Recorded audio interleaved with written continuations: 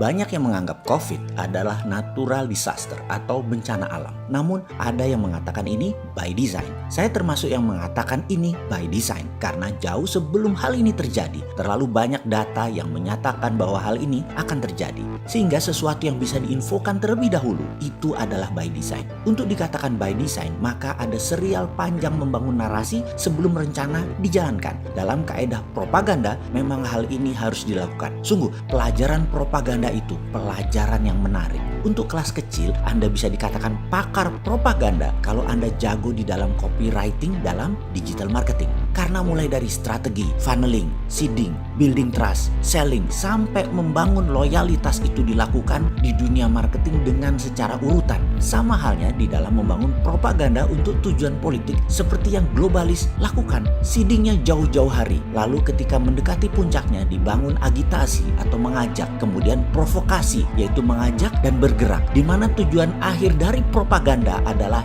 changing mindset. Ingat, tujuan propaganda adalah bahwa sadar seseorang diubah sesuai dengan tujuan sang pembuat pesan, changing mindset. Oh iya, strategi komunikasi yang dijalankan penguasa dengan buzzer saat ini jauh dari changing mindset, tetapi malah jadi counterproduktif karena yang dipilih orang-orang tak berilmu, murahan, penjilat, dan hanya membas asal bunyi kalau dilihat dari kacamata yang lebih luas. Sesungguhnya, buzzer inilah aslinya provokator yang membuat negara saat ini bubrah trustnya kepada sesama anak bangsa. Selain mereka buzzer ini nggak ngerti bela negara, ilmunya rendah, kasar bicaranya, dan menantang lawannya, gaya ini bukan gaya negarawan, tetapi gaya anak jalanan yang kampungan. Oke, kita balik lagi ke propaganda yang dilakukan globalis akan COVID, yang boleh diakui telah berhasil menakut-nakuti pemerintah yang memang lemah hankamnya. Kalau yang kuat hankamnya dan shadownya, aman negaranya. Jadi apa yang dilakukan globalis? Oh,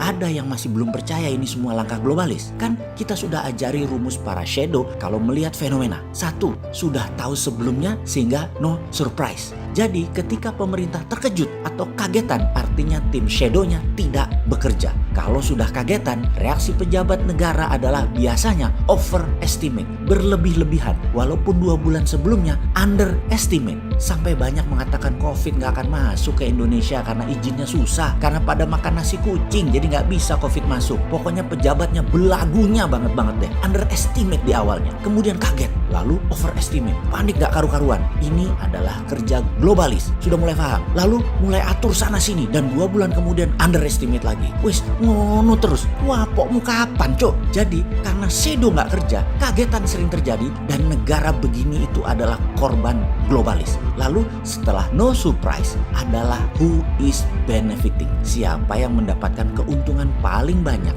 Dia pemainnya. Dan kita semua tahu dalam 4 bulan efek pandemi COVID di dunia ada 29 bilioner baru di Amerika lahir. Dan total kekayaan para bilioner geng Bilderberg itu naik 584 billion dolar. Sisi seberang, masyarakat dan pemerintah di Amerika, 16 juta penduduk kehilangan asuransi kesehatan dan 46 juta orang korban PHK kehilangan lapangan kerja. Di Eropa, di Asia, semua hampir sama secara persentasinya. Di mana angka 584 billion dolar lebih kaya tersebut adalah sedotan kekayaan seluruh dunia kegiring ke mereka, para globalis. Sudah mulai paham ini mainan globalis? Belum? Atau masih ngeyel kayak bosman ngeyelin ekonomi dan hankamnya Indonesia yang jebol sama asing?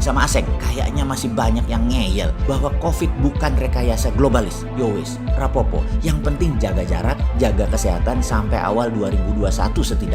Oke. Oh, masih ada yang tanya ya, apa yang dilakukan globalis? Harus dijawab nggak? Lah, katanya nggak percaya ini by design oleh globalis. Kok sekarang kepo sih?